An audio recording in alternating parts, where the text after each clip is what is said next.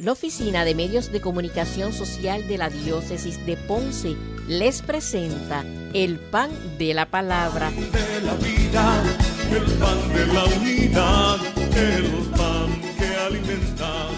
En esta nueva etapa de la sinodalidad, con el lema Yo soy el camino, la verdad y la vida.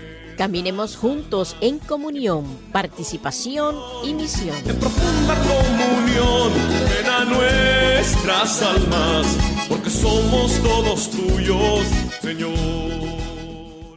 Iniciamos nuestro programa en este cuarto domingo del tiempo ordinario, con el fin de mes. Esto va rápido. Ya se fue el primer mes. Ya se fue el primer mes. Pero nada, guiados por el Señor y fortalecidos por su luz, su sabiduría y sobre todo por el deseo de servirle, estamos con ustedes esta mañana. Marcos Manuel Márquez Pagán. Y el padre Rubén Antonio González Medina, obispo de la diócesis de Ponce en Puerto Rico. Así que vamos avanzando, vamos caminando y el Señor guía a su pueblo por caminos nuevos, por senderos distintos. El Señor nos anima a que sigamos ya terminando este primer mes. Vamos recorriendo ya encaminados este nuevo año, así que vamos siendo iluminados por la palabra del Señor para que podamos ir cumpliendo estos propósitos de santidad que hemos hecho a principios de año. Sigamos manteniéndolo y pidamos la gracia del Señor para cumplirlo. Un año de sinodalidad, ya que el próximo mes de octubre se iniciará la primera parte del sínodo convocado por el Papa Francisco. No nos olvidemos de rezar por esta intención general que ayudará ciertamente a fortalecer la comunión, la participación y la vida de misión en nuestra iglesia. Vamos a orar dando inicio a nuestro programa con la oración que nos propone la liturgia para este domingo. Señor y Dios nuestro, concédenos honrarte con todo el corazón y amar a todos con amor verdadero. Por nuestro Señor Jesucristo, tu Hijo, que vive y reina contigo en la unidad del Espíritu Santo y es Dios por los siglos de los siglos. Amén. Esta oración de estos domingos del tiempo ordinario dan continuidad a lo que poquito a poco vamos descubriendo. La semana pasada, en la oración inicial, luego del bautismo de Jesús, donde asumíamos, ¿verdad?, la tarea y la misión del Señor, pedíamos que ordenara nuestra vida según la voluntad, para que en el nombre de su Hijo amado podamos dar con abundancia frutos de buenas obras. Este domingo decimos y pedimos: concédenos honrarte con todo el corazón. Primera petición. Segunda petición: amar a todos con amor verdadero. Una oración bien cortita, pero que va directo al grano, ¿verdad? Concédenos honrarte con todo el corazón, es entregarte nuestra vida, y amar a todos con amor verdadero. Sí, es curioso porque cuando hablamos de honrar, hablamos también, como hacíamos la oración de la semana pasada, el hecho de dar frutos de buenas obras es una manera de honrar el nombre del Señor, pero que no sea simplemente enfocados en las obras, sino que lo hagamos de todo corazón, con un corazón sincero, con un corazón humilde, con un corazón que no esté desviado solamente en las obras o quizás en el aplauso o en el que me vean, sino que hagamos las cosas, estas buenas obras, estos frutos de buenas obras, sean siempre teniendo en cuenta que el Señor nos da la gracia y que compartimos esa gracia que hemos recibido y lo hacemos de corazón por el nombre del Señor, y de esta misma manera podamos entonces amar a los demás con un amor verdadero, con un amor desde el Señor, siguiendo la voluntad de Dios. Fíjate que es como purificar la intención, porque nos podemos dedicar a hacer muchas cosas para dar fruto, pero buscando nuestra gloria, nuestra alabanza, nuestro aplauso, nuestro salir en selfie, el selfie de la santidad, foto para aquí, foto para allá. No, que tememos con todo, te honremos. En vez de honrar podemos utilizar la palabra adorar, ¿verdad? Que te entreguemos nuestra vida, siguiendo la línea de la oración del domingo pasado, pero que sea con todo el corazón. Nos hace referencia al credo de Israel: amarás al Señor tu Dios con todo tu corazón, con toda tu mente, con toda tu fuerza. Y la segunda parte, al prójimo como a ti mismo. Y amar a todos con amor verdadero. O sea, que no sea simplemente como cantaban en Puerto Rico, es un canto hace antiguo, ¿no?, que decía buchipluma nomás. O sea, mucha lengua, pero nada de acción. No. O mucha acción, pero nada de corazón. No, haya un equilibrio. Y eso es lo que pedimos al Señor hoy. Sí, por eso honrar al Señor con todo el corazón y luego amar a todos con amor verdadero no es una tarea fácil, ¿verdad?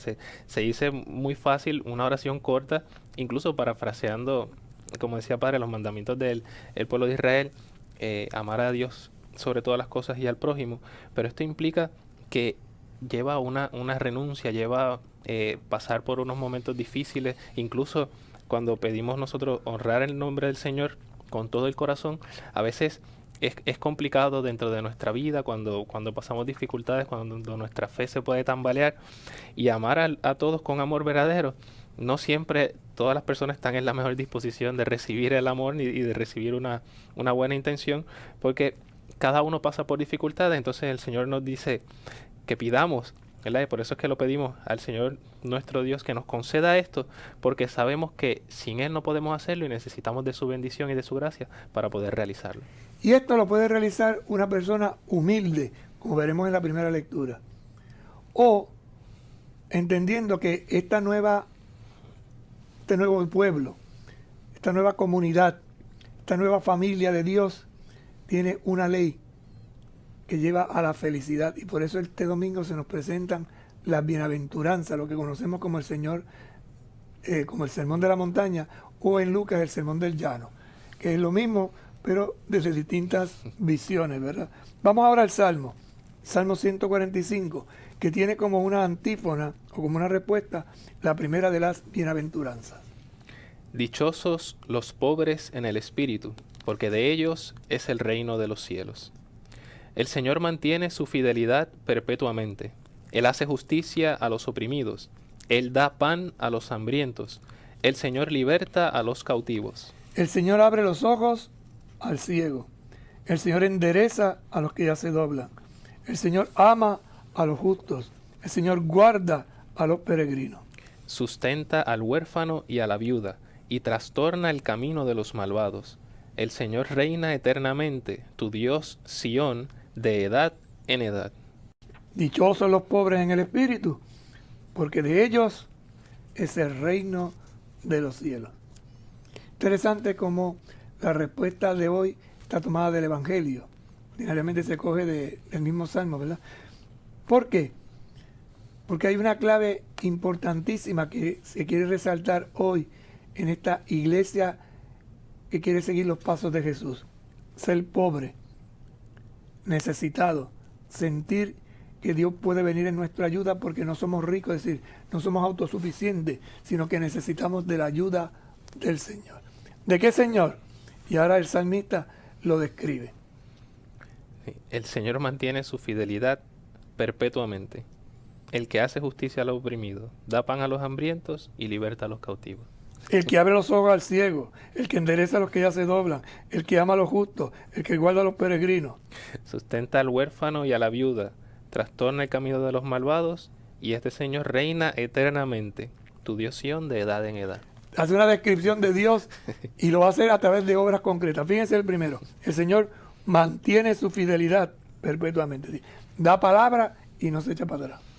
Sí, esta parte es bien interesante porque podemos ver eso en el Antiguo Testamento desde dos perspectivas. En una perspectiva vemos que el Señor se mantiene fiel a la alianza. Lo podemos ver con los patriarcas, lo podemos ver con Moisés, luego podemos ver la fidelidad de Dios en el pueblo durante su historia. Y entonces en algunos puntos aparece como que el pueblo responde a esa fidelidad. Y en otros momentos es como que no depende de la fidelidad del pueblo para que el Señor sea fiel. Y así mismo es, aunque nosotros fallemos, aunque nosotros tengamos, flaqueemos en nuestro compromiso con el Señor se mantiene fiel y su fidelidad es perpetua. Y esta fidelidad, que es perpetua, la hace justicia. ¿Qué quiere decir justicia? Búsqueda del bien común. La búsqueda del bien común, ¿para quiénes? Para los que están oprimidos, para los que se sienten esclavizados, para los que no tienen libertad. Ahí es donde el Señor muestra de una manera especial que no los abandona, que está siempre con ellos. Por eso le da pan a los que están hambrientos. Por eso liberta a los cautivos. Es toda una experiencia de un camino que se inicia desde la alianza, fidelidad, y Dios no falla. Sí, y es curioso porque primero están oprimidos. Entonces está oprimido, pues le da pan y entonces lo libera, porque si no, el que está cautivo, si no lo alimenta, no puede levantarse para irse. Entonces, primero ve que hay el oprimido, le hace justicia, le da lo que necesita para el camino, para que recobre sus fuerzas y entonces lo levanta para que sea libre. Vemos que no es simplemente que el Señor actúa de una manera arbitraria o que simplemente los libera no sé, del tipo de opresión que tenga porque escucha las súplicas así, sino que más bien se lo da de una manera en el que pueda dar una justicia, ¿verdad? El bien común real, no solo para la persona, sino para el pueblo entero, y que entonces a partir de ahí pues tenga un camino, pueda llevarlos poco a poco, ¿verdad? En un orden específico. Por eso es dichoso, por eso es feliz. ¿Quién es dichoso? ¿Quién es feliz? El pobre, el que necesita de Dios. Si no, no entras en el reino. Ese reino que se va dando en la historia, ese reino que se va dando a través de acciones concretas, ese reino que se va dando desde la alianza, porque Dios es fiel y no te falla. Cuando te lo crees de verdad, la palabra se cumple. Por eso, abre los ojos al ciego, que no solamente los ojos físicos, sino es el ojo del corazón, aquel que ve la acción de Dios concretamente. Endereza a los que ya se doblan, es decir, a los que van perdiendo fuerza, a los que ya no pueden más, a los que se están cayendo y no se pueden levantar. ¿Por qué? Porque ama a los justos. ¿Y quién es justo? El que cumple la voluntad del Señor. ¿Y en qué consiste esa voluntad del Señor? En amar de todo corazón y un amor que honra, que adora, pero un amor que es verdadero. Porque lo que el Señor ha hecho contigo o lo ha hecho conmigo, después yo lo tengo que hacer con los demás. Por eso, Él guarda, protege, ayuda, acompaña a los que están peregrinos, a los que estamos en marcha, en ruta, en la aventura. Dice que el Señor ama a los justos, pero el justo también en algún punto puede ver que se niebla esta mirada de fe en los acontecimientos, puede ser que se vaya perdiendo las fuerzas, puede ser que vaya perdiendo la energía. Pues el Señor vuelve y le abre los ojos, los endereza, porque el justo, aunque se le haga difícil quizá en algún punto honrar al Señor de todo corazón y amar a todos con amor verdadero, el Señor viene en su auxilio, lo guarda, ¿verdad? Por eso guarda al peregrino, porque el peregrino va caminando, ¿no? Ya se le ha visto la justicia del Señor, ha visto que el Señor le ha dado el pan, lo ha liberado, le ha abierto los ojos, lo ha enderezado, y entonces ahí puede gozar del amor del Señor a los justos y cómo guarda a alguien que va en camino, que va en proceso, y el que va en proceso en algunos momentos cae, en algunos momentos tropieza, pero el Señor lo guarda, lo protege y lo acompaña. Pausamos, volvemos en un momento. Y da la vida eterna. Eres Jesús y también resurrección. Profunda comunión llena nuestras almas, porque somos todos tuyos, Señor. Estamos compartiendo el Salmo 145 que nos propone la iglesia para este domingo como respuesta a la primera lectura. Y es como una síntesis de lo que vamos descubriendo en este nuevo año de ruta y de aventura hacia la formación de una comunidad que quiere seguir a Jesús. Veíamos en la oración inicial cómo pedíamos y suplicábamos que nos conceda el honrarlo de todo corazón, purificando nuestras intenciones, y que amemos al prójimo con un amor verdadero. Ese amor verdadero que nos lleva a actuar en favor de los demás. Ese actuar en favor de los demás porque creemos y afirmamos nuestra fe en el Dios de la vida. ¿En qué, Señor? Y entonces el salmista nos va dando toda una descripción. Pero nos va dando esa descripción para aquel que es pobre, para aquel que se sostiene de la mano de Dios porque lo reconoce al Dios de la alianza. Y la antífona tiene una que usamos como respuesta al Salmo, dice, dichosos los pobres, que traducido en otra versión sería dichosos los humildes, aquellos que sienten necesidad de Dios porque lo tienen a Él como rey. ¿Cuál es el Señor? El que mantiene. ¿Qué mantiene? Fidelidad, alianza. El que hace justicia, busca el bien de los demás.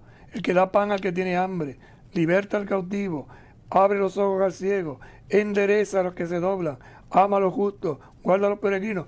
Y el último dice, sustenta al huérfano, es decir, lo alimenta, y a la viuda, y trastorna el camino de los malvados. Es decir, Dios siempre hace el bien y lucha contra aquellos que hacen el mal. ¿Quiénes son esos que hacen el mal? Los malvados. Los seres humanos, ¿verdad?, que no amamos.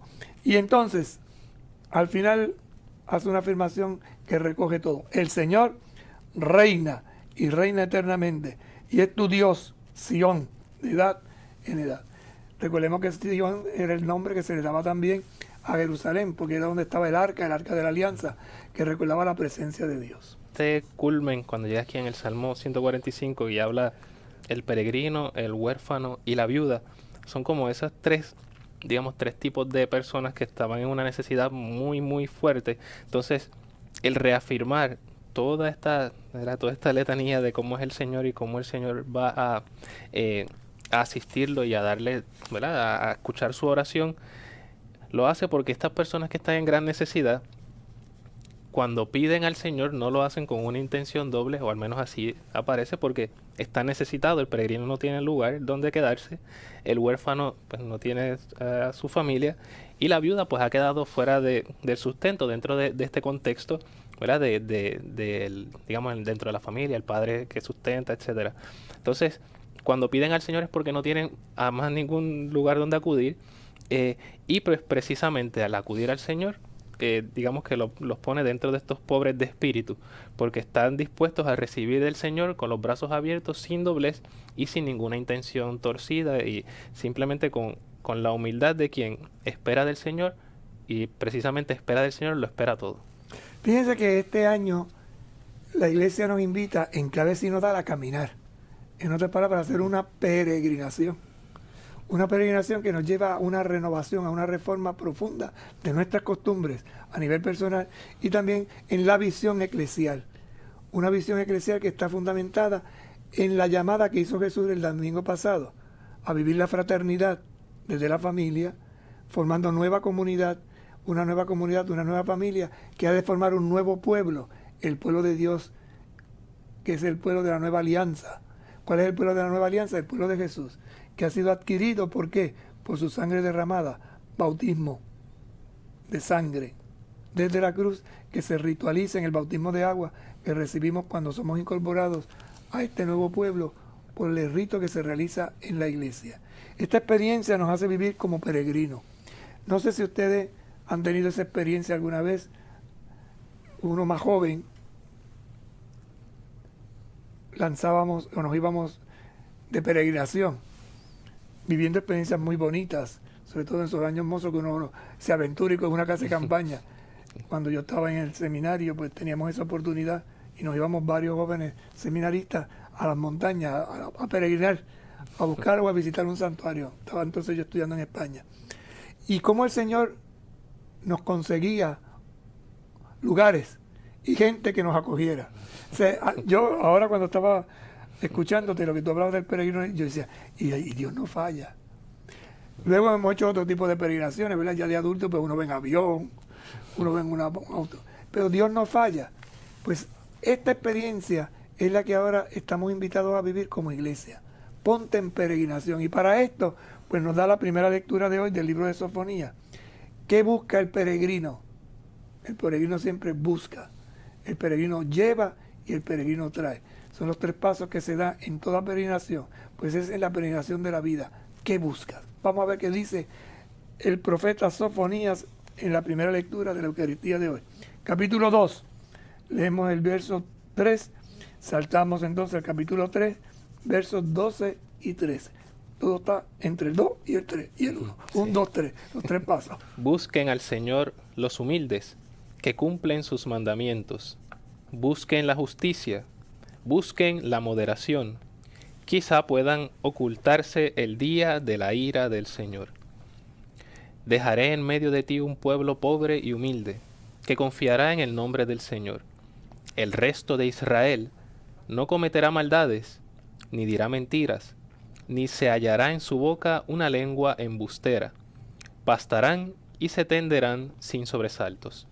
Palabra de Dios. Te alabamos, Señor. Hoy nos encontramos con otro profeta, Sofonías, ¿lo conoces? Sí, bueno, por lo menos el texto viene de como el domingo pasado hablamos del profeta Isaías haciendo una lectura de los tiempos de la reforma del rey Josías, ¿verdad? Que cerca del siglo VI antes de Cristo. Entonces, sexto, séptimo. Entonces, el profeta Sofonías ya está dentro de esa reforma que luego, pues digamos que no tendrá el éxito que se esperaba, porque luego vendrá el destierro de Babilonia, Pero entonces Sofonías dice entonces cómo debería ser aquel pueblo que reciba esta nueva, este mensaje de esperanza que habíamos escuchado del profeta Isaías y que hablaba de un Mesías, ¿no? De un cambio nuevo, de una gran restauración.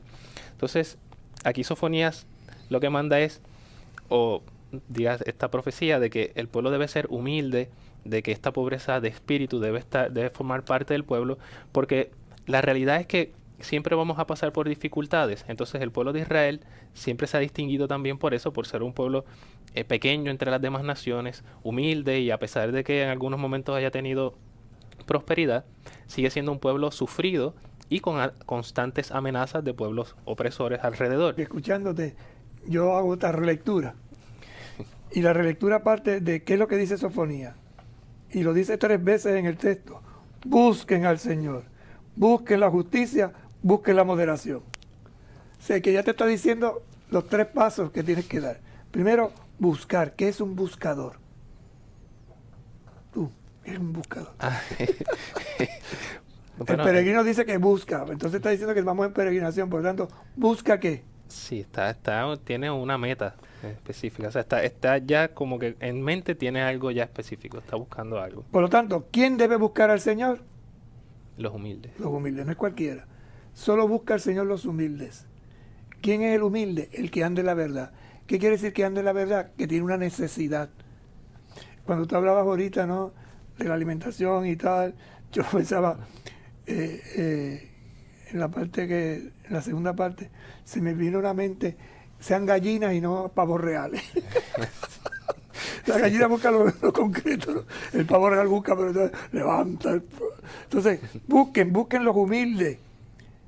¿Qué es lo que debo de buscar? Que cumplen sus mandamientos. Por lo tanto, el humilde es aquel que quiere cumplir la voluntad de Dios, que es lo que pedíamos en la oración, honrarte con todo el corazón. El humilde honra a Dios con todo el corazón, desde su realidad.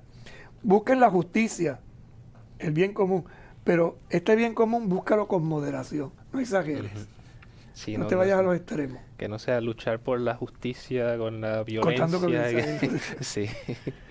Quizás puedan ocultarse el día de la ira del Señor, porque, como tú decías muy bien, se veía como un castigo, pero la otra clave es la purificación.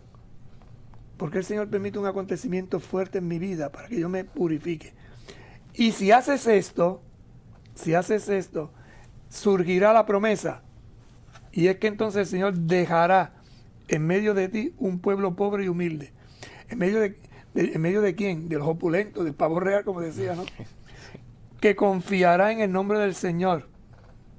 El humilde confía en el Señor, que era lo que decía el salmista ahorita. El resto de Israel, lo que queden, no cometerán maldades, ni dirán mentiras, ni se hallará en su boca una lengua embustera.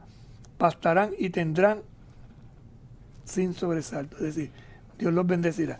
Y volvemos a la oración inicial. Honrarte con todo el corazón. El que honra al Señor recibirá esta bendición.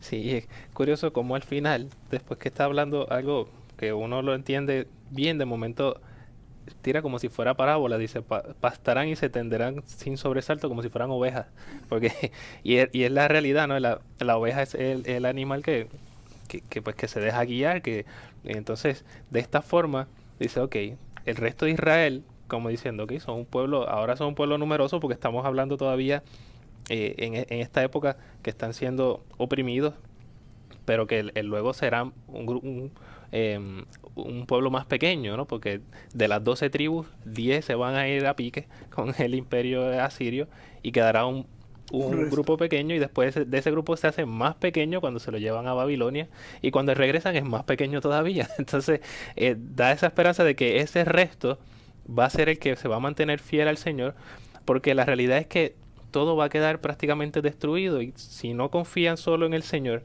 y se mantienen humildes, pensando que entonces no, pues somos unos poquitos, pero con ese orgullo de que no, vamos a acabar con el enemigo, etcétera. No, se mantiene humilde y esperamos en el Señor y en su misericordia, que entonces sea Él el que nos bendiga, y esperamos todo de Él. Será la buena semilla que fructificará y dará los frutos como decía también la oración, verdadero. Pausamos, volvemos dentro de un ratito. Realidad, el pan que alimenta y la profunda comunión llena nuestras almas, porque somos todos tuyos, Señor.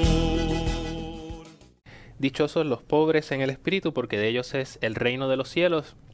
Con esta antífona comentábamos el Salmo responsorial, y que esta antífona pertenece al Evangelio que estaremos comentando en breve. Y comentábamos también cómo en la lectura del profeta Sofonías pedíamos al Señor, ¿verdad? Se da este mensaje por parte del profeta de que busquemos al Señor con humildad, cumplir sus mandamientos, y que busquemos la justicia con moderación.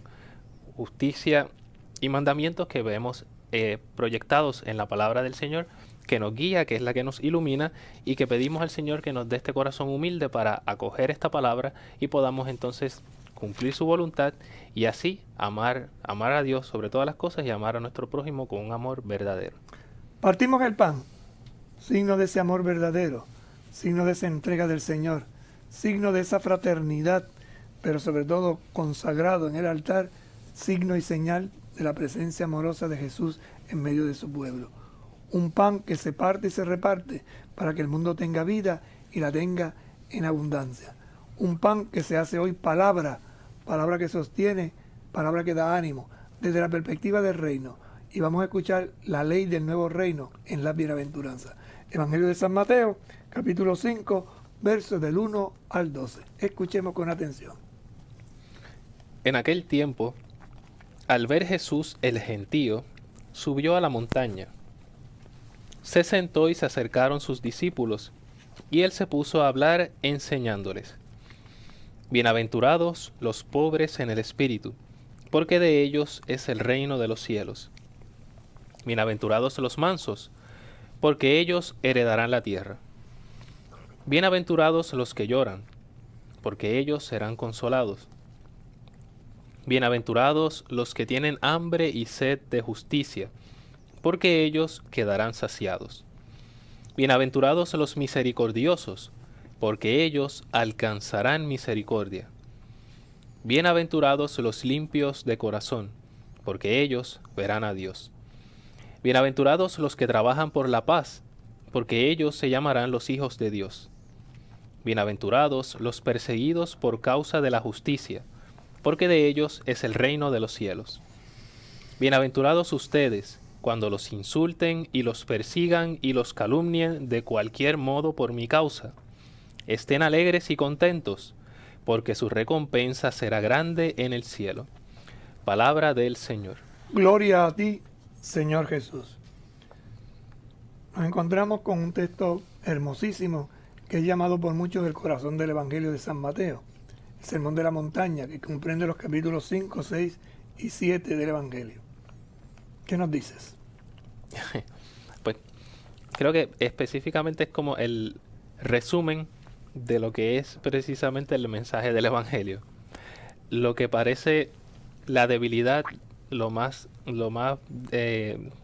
cotidiano, lo más común de todos nosotros, de pasar dificultades, de llorar, ¿verdad? De quizás del que es misericordioso, que a veces se ve como débil, de todas estas partes en el ser humano que pueden parecer lo despreciable, lo menos importante.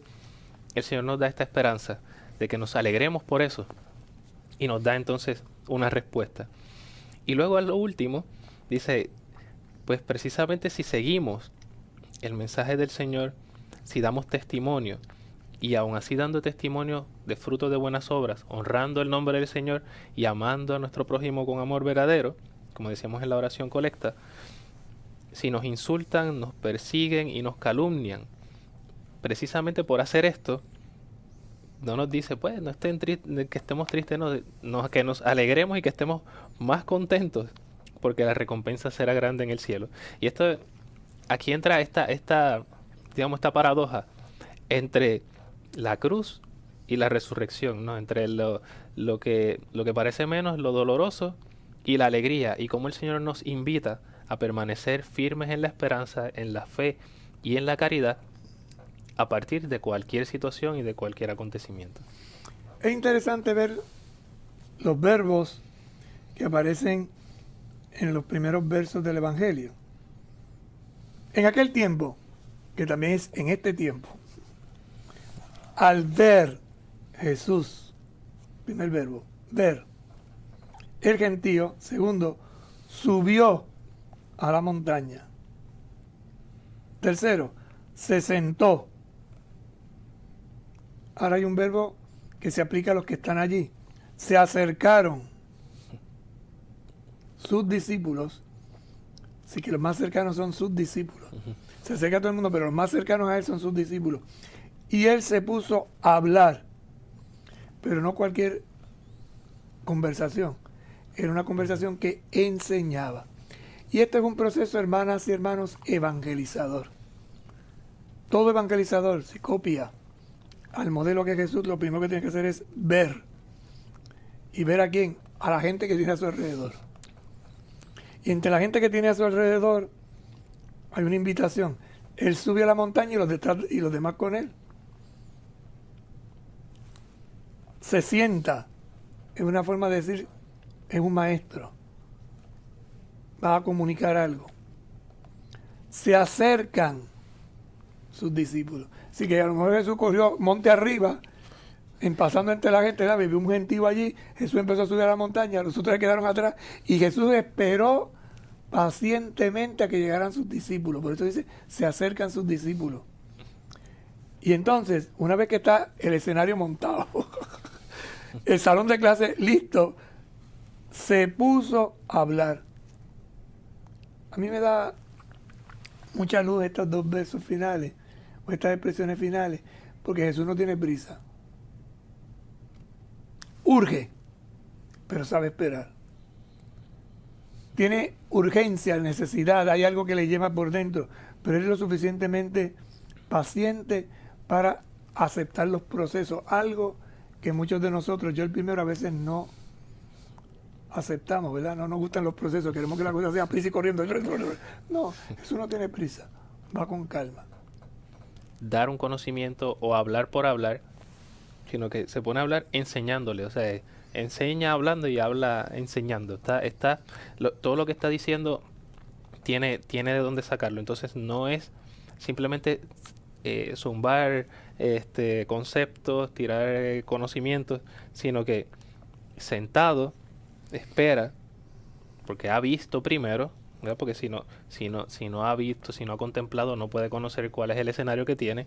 Y entonces al verlo, entonces ahí es que sabe de qué manera va a enseñar y de qué manera va a hablar. Y aquí entonces es donde comienza. Y aún hay más. El ver es importantísimo, porque si te das cuenta, ve el gentío, pero ve en el gentío necesidades especiales. Y por eso las bienaventuranzas tocan la vida. Va hablando a cosas concretas. No es ver así al burundungu. No. Él ve el gentío, pero en ese ojo del corazón, que no solo es los ojos de la carne, sino como dice también la Escritura, el ojo del corazón, con el ver nada más, llega a ese sitio y ve todo ese gentío ahí. ¿Qué hace entonces? Sube. Estrategia. Va a buscar un sitio donde pueda hablar, que todo el mundo lo pueda escuchar. Por lo tanto, mira el escenario, mira a la gente, conoce a la gente, sube. Una vez que ha encontrado el lugar preciso, entonces se sienta, como quien dice, aquí es. Puso su casa en medio de nosotros, diríamos el día de Navidad, hablando del Evangelio de Juan. Vino a los suyos. Se sienta y espera que se acerquen los otros. Yo me imagino que estaría allí, vengan, acérquense aquí, aquí encontré un ladito, porque me imagino que aquel monte estaría lleno de gente. Y él busca estratégicamente el lugar. Digo todo esto porque esto es una técnica que a veces se nos olvida a la hora de llevar nosotros el mensaje. Y que corriendo. No. Se puso a hablar. Por lo tanto, es un diálogo, es un conversatorio. ¿De qué hablaría? De lo que después expresa. Y por eso cada bienaventuranza va a responder a lo que ha visto, a lo que ha oído y a lo que sabe que las personas necesitan, porque no va a hablar de lo que él quiere, que esto no se lo saca de la manga. No, esto está en un contexto que hay que ver en el texto para no buscar un pretexto. Vamos a la primera. Sí. Bienaventurados los pobres en el espíritu, porque de ellos es el reino de los cielos. Bienaventurados los mansos, porque ellos heredarán la tierra. Fíjate la primera, ¿no? Bienaventurado, feliz, dichoso. ¿Bienaventurado quién? Los pobres. Es un los, no es un él. No dice bienaventurado el pobre, sino los pobres. Por tanto, está hablando de una categoría. Y en esa categoría hay que ver también el lugar teológico. Porque los pobres son un lugar teológico, algo que algunas personas no lo ven, sino lo ven como un estorbo. Pero ¿qué tipo de pobres? Lucas dirá solamente pobre, pero estamos en Mateo. Y Mateo habla de pobres en el espíritu. ¿Quién es pobre en el espíritu? Los humildes. Volvamos a la primera lectura. Los que andan buscando. Porque de ellos es el reino de los cielos. Hay otra traducción que dice, porque ellos tendrán a Dios por rey. Sí, por aquel que los sostenga, por aquel que los alumbre, por aquel que será, como decía también el Salmo, ¿verdad? Su sustento, su alimento. El que haga todo eso que decíamos anteriormente. Sí, porque precisamente la labor o la misión del rey, que es lo que los profetas estarán siempre machacando, es que sustentar al huérfano, a la viuda, al peregrino, o sea, en general, al que es pobre de espíritu, al que no tiene a otro que lo pueda sustentar. En ese caso, el rey sería el que hace la imagen de Dios en el lugar y sustenta entonces al pueblo y le da entonces lo que necesita. El que sirve al pueblo. Ese es el verdadero concepto de rey. Por eso cuando en el bautismo se nos dice que eres profeta, sacerdote y rey, el rey que se está refiriendo es el que ha de hacer un servicio práctico, concreto, a personas que necesitan, que están buscando. ¿Qué es lo que buscan? Lo que decía la lectura del profeta, ¿no? ¿Buscan qué? Justicia, busquen qué? Moderación. Justicia, búsqueda del bien común, moderación, equilibrio. Pausamos. Volvemos en un momento. El pan que alimenta y da la vida eterna. En profunda comunión, ven a nuestras almas, porque somos todos tuyos, Señor. Veíamos en la oración inicial cómo pedíamos y suplicábamos que nos conceda el honrarlo de todo corazón, purificando nuestras intenciones, y que amemos al prójimo con un amor verdadero. Ese amor verdadero que nos lleva a actuar en favor de los demás. Ese actuar en favor de los demás porque creemos y afirmamos nuestra fe en el Dios de la vida. ¿En qué, Señor? Y entonces el salmista nos va dando toda una descripción, pero nos va dando esa descripción para aquel que es pobre, para aquel que se sostiene de la mano de Dios porque lo reconoce al Dios de la alianza. Y la antífona tiene una que usamos como respuesta al Salmo, dice, dichosos los pobres, que traducido en otra versión sería dichosos los humildes, aquellos que sienten necesidad de Dios porque lo tienen a Él como rey. ¿Cuál es el Señor? El que mantiene. ¿Qué mantiene? Fidelidad, alianza. El que hace justicia, busca el bien de los demás. El que da pan al que tiene hambre, liberta al cautivo, abre los ojos al ciego, endereza a los que se doblan, ama a los justos, guarda a los peregrinos. Y el último dice, sustenta al huérfano, es decir, lo alimenta, y a la viuda, y trastorna el camino de los malvados. Es decir, Dios siempre hace el bien y lucha contra aquellos que hacen el mal. ¿Quiénes son esos que hacen el mal? Los malvados. Los seres humanos, ¿verdad?, que no amamos. Y entonces, al final, hace una afirmación que recoge todo. El Señor reina y reina eternamente. Y es tu Dios, Sión, de edad en edad. Recordemos que Sión era el nombre que se le daba también a Jerusalén, porque era donde estaba el arca de la alianza, que recordaba la presencia de Dios. Culmen, cuando llegas aquí en el Salmo 145 y habla el peregrino, el huérfano y la viuda, son como esas tres tipos de personas que estaban en una necesidad muy, muy fuerte. Entonces, el reafirmar toda esta letanía de cómo es el Señor y cómo el Señor va a a asistirlo y a darle, ¿verdad? A escuchar su oración, lo hace porque estas personas que están en gran necesidad, cuando piden al Señor, no lo hacen con una intención doble, o al menos así aparece, porque está necesitado, el peregrino no tiene lugar donde quedarse, el huérfano pues no tiene a su familia, y la viuda pues ha quedado fuera del sustento dentro de este contexto, ¿verdad? Digamos, dentro de la familia, el padre que sustenta, etcétera.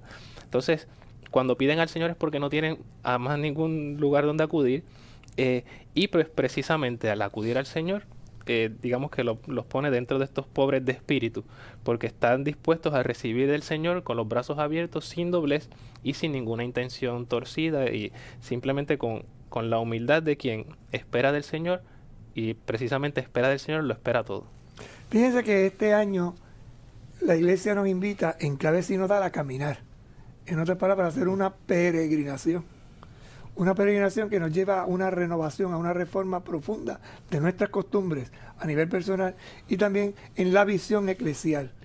Una visión eclesial que está fundamentada en la llamada que hizo Jesús el domingo pasado a vivir la fraternidad desde la familia, formando nueva comunidad, una nueva familia que ha de formar un nuevo pueblo, el pueblo de Dios, que es el pueblo de la nueva alianza.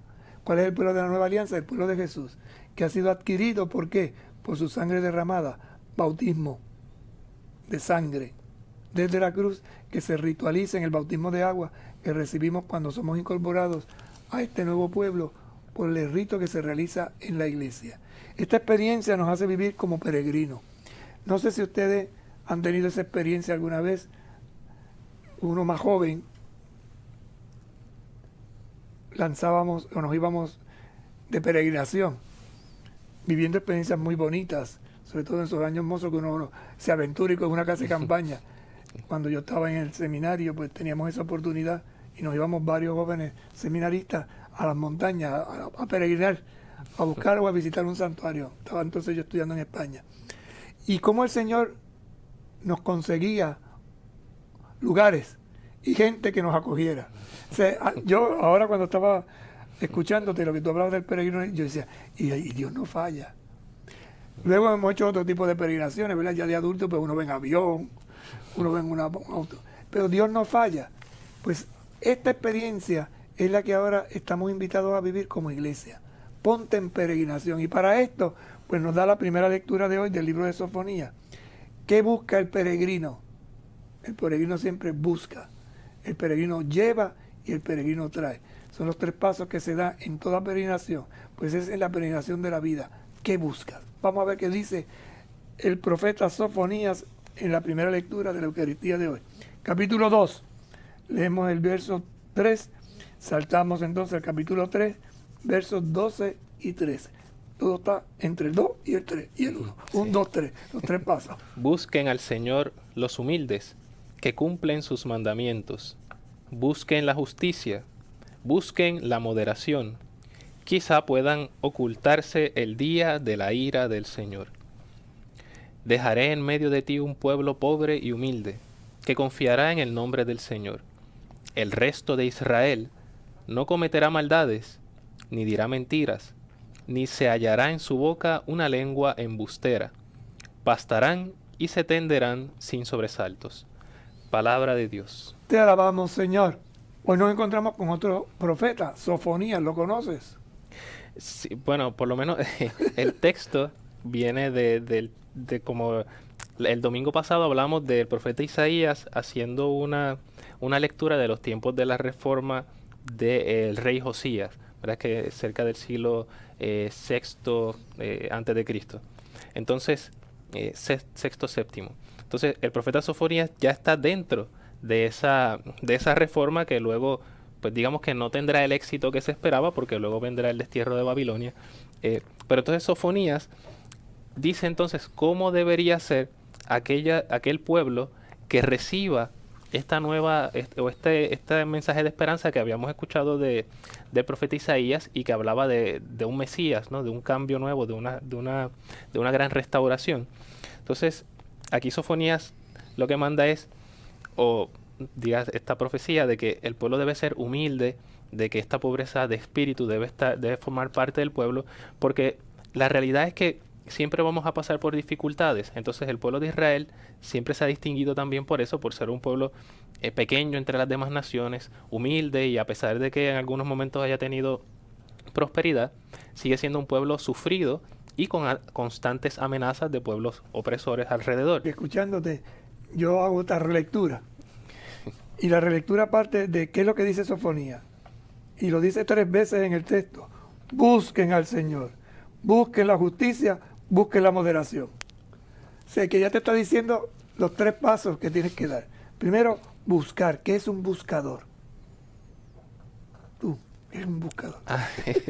El peregrino dice que busca. Entonces está diciendo que vamos en peregrinación. Por lo tanto, ¿busca qué? Sí, tiene una meta específica. O sea, está ya como que en mente tiene algo ya específico. Está buscando algo. Por lo tanto, ¿quién debe buscar al Señor? Los humildes. Los humildes, no es cualquiera. Solo busca al Señor los humildes. ¿Quién es el humilde? El que anda en la verdad. ¿Qué quiere decir que anda en la verdad? Que tiene una necesidad. Cuando tú hablabas ahorita, ¿no?, de la alimentación y tal, yo pensaba en la segunda parte, se me vino a la mente, sean gallinas y no pavos reales.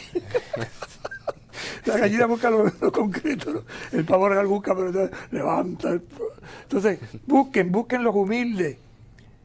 ¿Qué es lo que debo de buscar? Que cumplan sus mandamientos. Por lo tanto, el humilde es aquel que quiere cumplir la voluntad de Dios, que es lo que pedíamos en la oración, honrarte con todo el corazón.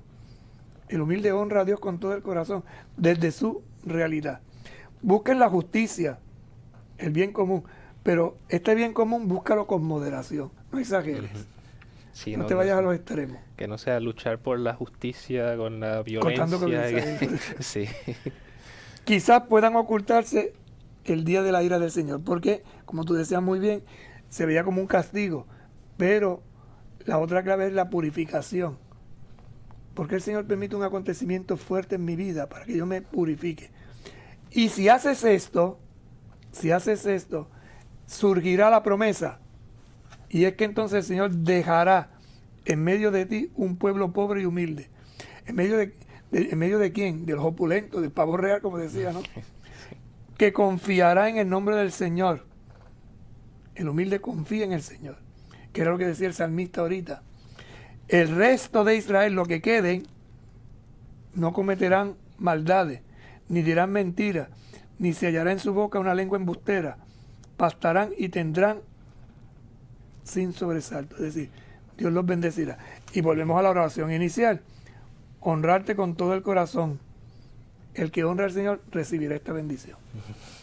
Sí, es curioso cómo al final, después que está hablando algo que uno lo entiende bien, de momento tira como si fuera parábola, dice, pastarán y se tenderán sin sobresalto como si fueran ovejas, porque y es la realidad, ¿no? La oveja es el animal que se deja guiar, que entonces de esta forma dice, ok, el resto de Israel, como diciendo, ok, ahora son un pueblo numeroso, porque estamos hablando todavía en esta época que están siendo oprimidos, pero que luego serán un pueblo más pequeño, ¿no? Porque de las 12 tribus, 10 se van a ir a pique con el imperio asirio y quedará un grupo pequeño, y después de ese grupo se hace más pequeño cuando se lo llevan a Babilonia, y cuando regresan es más pequeño todavía. Entonces da esa esperanza de que ese resto va a ser el que se va a mantener fiel al Señor, porque la realidad es que todo va a quedar prácticamente destruido, y si no confían solo en el Señor y se mantienen humildes, pensando que entonces no, pues somos unos poquitos, pero con ese orgullo de que no, vamos a acabar con el enemigo, etcétera. No, se mantiene humilde y esperamos en el Señor y en su misericordia, que entonces sea Él el que nos bendiga, y esperamos todo de Él. Será la buena semilla que fructificará y dará los frutos, como decía también la oración, verdadero. Se nos acabó el tiempo. Pidamos también por la unidad de la iglesia, que todos sean uno, para que en Cristo el mundo crea que Jesús es el Salvador y nos ha enviado a anunciar esta buena noticia. Nos vemos la próxima semana en nuestro programa, El Pan de la Palabra. Dios les bendiga. El pan de la unidad, el pan que alimenta. en esta nueva etapa de la sinodalidad, con el lema Yo soy el camino, la verdad y la vida. Caminemos juntos en comunión, participación y misión. En profunda comunión, llena nuestras almas, porque somos todos tuyos, Señor.